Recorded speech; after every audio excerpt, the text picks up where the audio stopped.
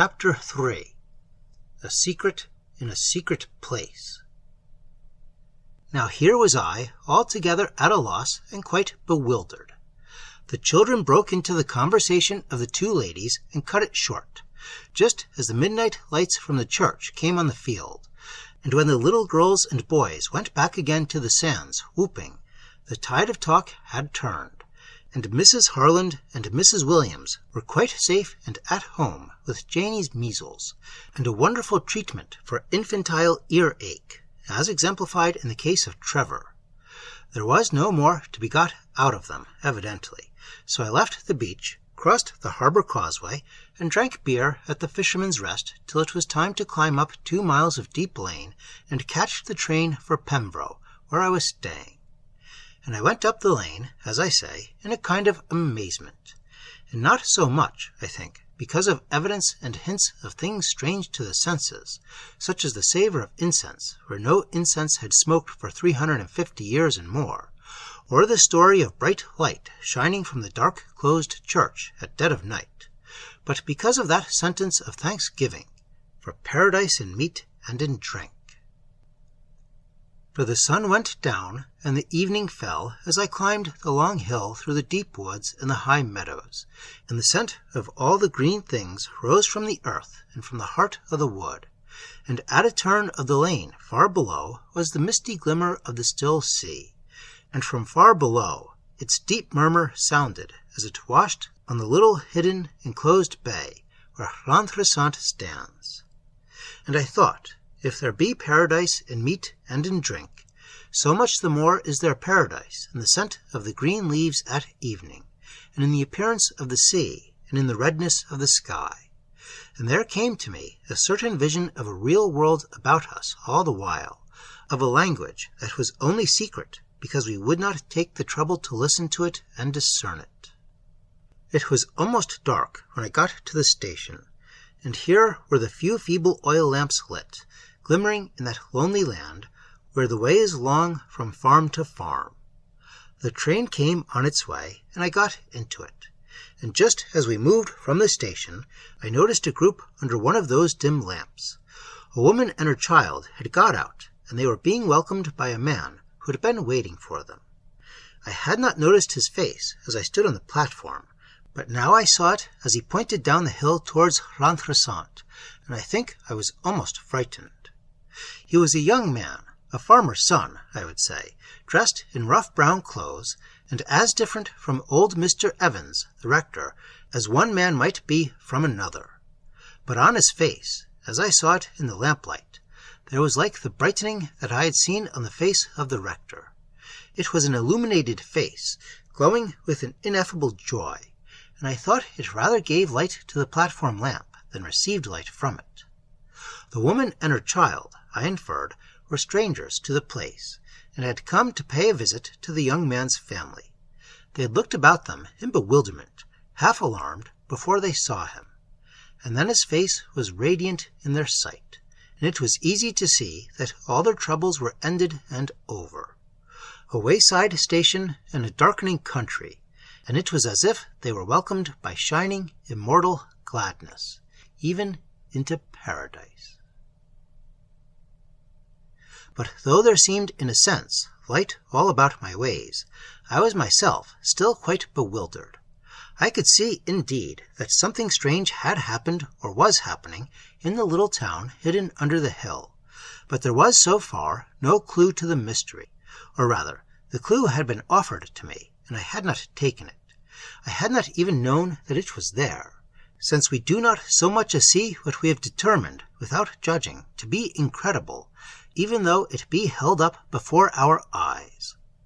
The dialogue that the Welsh Mrs. Williams had reported to her English friend might have set me on the right way, but the right way was outside all my limits of possibility, outside the circle of my thought.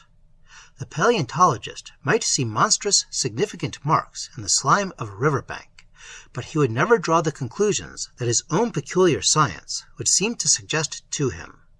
He would choose any explanation rather than the obvious, since the obvious would also be the outrageous, according to our established habit of thought, which we deem final. The next day I took all these strange things with me for consideration to a certain place that I knew of, not far from Penvro. I was now in the early stages of the jigsaw process, or rather, I had only a few pieces before me, and, to continue the figure, my difficulty was this, that though the markings on each piece seemed to have design and significance, yet I could not make the wildest guess as to the nature of the whole picture of which these were the parts. I had clearly seen that there was a great secret. I had seen that on the face of the young farmer on the platform of Llantrisant station, and in my mind there was all the while the picture of him going down the dark, steep, winding lane that led to the town and the sea, going down through the heart of the wood, with light about him. But there was bewilderment in the thought of this, and in the endeavor to match it with the perfumed church, and the scraps of talk that I had heard, and the rumor of midnight brightness. And though Penvro is by no means populous, I thought I would go to a certain solitary place called the Old Camp Head, which looks towards Cornwall and to the great deeps that roll beyond Cornwall to the far ends of the world. A place where fragments of dreams, they seemed such then, might perhaps be gathered into the clearness of vision. It was some years since I had been to the Head, and I had gone on that last time and on a former visit by the cliffs, a rough and difficult path. Now I chose a landward way, which the county map seemed to justify, though doubtfully, as regarded the last part of the journey. So I went inland and climbed the hot summer byroads, till I came at last to a lane which gradually turned turfy and grass-grown, and then, on high ground, ceased to be. It left me at a gate in a hedge of old thorns, and across the field beyond there seemed to be some faint indications of a track. One would judge that sometimes men did pass by that way, but not often. It was high ground, but not within sight of the sea. But the breath of the sea blew about the hedge of thorns, and came with a keen savour to the nostrils. The ground sloped gently from the gate, and then rose again to a ridge, where a white farmhouse stood all alone. I passed by this farmhouse, threading an uncertain way, followed a hedgerow doubtfully, and saw suddenly before me the old camp, and beyond it the sapphire plain of waters, and the mist where the sea and sky met. Steep from my feet the hill fell away, a land of gorse blossom, red gold and mellow, of glorious purple heather. It fell into a hollow that went down, shining with rich green bracken, to a glimmering sea. And before me and beyond the hollow rose a height of turf, bastioned at the summit with the awful age-old walls of the old camp, green rounded circumvallations, wall within wall, tremendous with their myriad years upon them. Within these smoothed green mounds, looking across the shining and changing of the waters in the happy sunlight, I took out the bread and cheese and beer that I had carried in a bag, and ate and drank and lit my pipe, and set myself to think over the enigmas of Llantrisant. And I had scarcely done so, when a good deal to my annoyance, a man came climbing up over the green ridges, and took up his stand close by, and stared out to sea. He nodded to me, and began with, "Fine weather we're having for the harvest," in the approved manner, and so sat down and engaged me in a net of talk. He was of Wales, it seemed, but from a different part of the country, and was staying for a few days with relations, at the white farmhouse which I had passed on my way. His tale of nothing flowed on to his pleasure and my pain, till he fell suddenly on Llantrisant and its doings. I listened then with wonder, and here is his tale condensed, though it must be clearly understood that the man's evidence was only second-hand. He had heard it from his cousin, the farmer.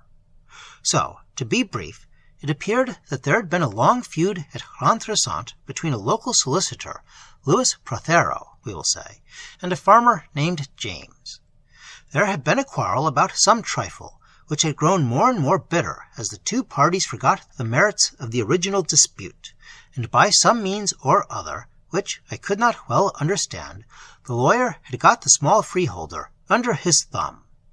James, I think, had given a bill of sale in a bad season, and Prothero had bought it up. And the end was that the farmer was turned out of the old house and was lodging in a cottage. People said he would have to take a place on his own farm as a laborer. He went about in dreadful misery, piteous to see. It was thought by some that he might very well murder the lawyer if he met him. They did meet in the middle of the market-place at Lantressant one Saturday in June. The farmer was a little black man, and he gave a shout of rage, and the people were rushing at him to keep him off Prothero. "And then," said my informant, "I will tell you what happened. This lawyer, as they tell me, he is a great big brawny fellow, with a big jaw and a wide mouth, and a red face and red whiskers. And there he was in his black coat and his high hard hat, and all his money at his back, as you may say. And, indeed, he did fall down on his knees in the dust, there in the street in front of Philip James, and everyone could see that terror was upon him.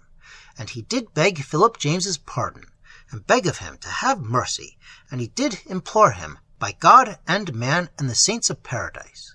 And my cousin, John Jenkins, Penvro I, he do tell me that the tears were falling from Louis Prothero's eyes like the rain.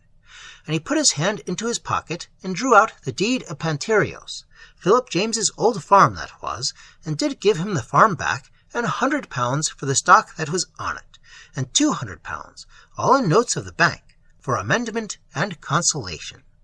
And then, from what they do tell me, all the people did go mad, crying and weeping and calling out all manner of things at the top of their voices.